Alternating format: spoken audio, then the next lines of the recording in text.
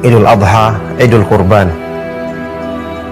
Allah Subhanahu wa Ta'ala mensyariatkan di hari-hari ini kita bertakbir, memujinya, membesarkan namanya.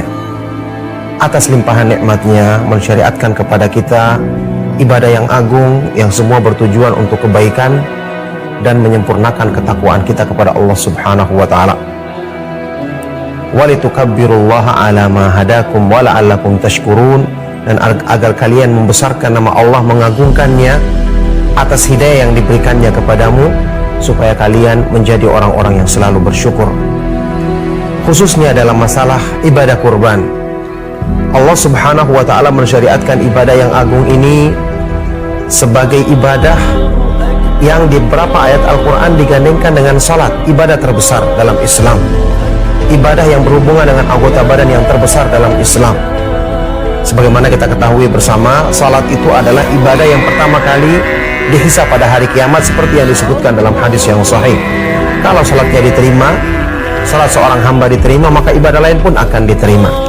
Makanya digandengkannya ibadah kurban dengan salat dalam beberapa ayat Al-Quran.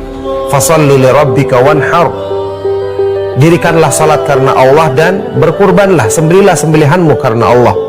Qul inna salati wa nusuki wa mahyaya wa mamati lillahi rabbil alamin.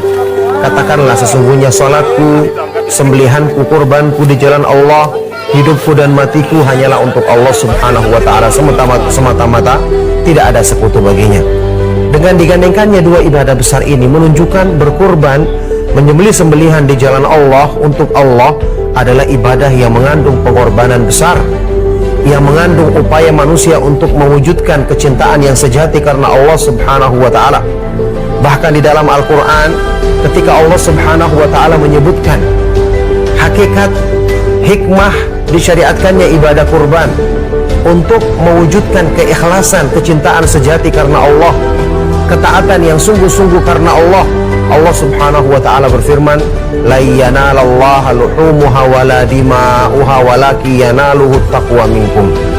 Tidak akan sampai kepada Allah darah maupun daging-daging sembelian yang kamu sembelih, tidak akan sampai kepada Allah, karena Allah tidak butuh makanan, tidak butuh pemberian dari manusia. Tapi yang akan sampai kepada Allah adalah ketakwaan dari hatimu. Ketakwaan dari hatimu. Berkurban yang masih kita rasakan saat ini dengan salat Idul Adha yang kita laksanakan kemarin, dan juga berkurban yang masih kita rasakan kemeriahannya saat ini, membangkitkan semangat kita untuk selalu membuktikan kecintaan kita kepada Allah Subhanahu wa Ta'ala lebih daripada apapun yang ada di dunia ini. Inilah hikmah terbesar yang kita ambil. Semoga Allah Subhanahu wa Ta'ala menganugerahkan ketakwaan yang hakiki dalam hati kita.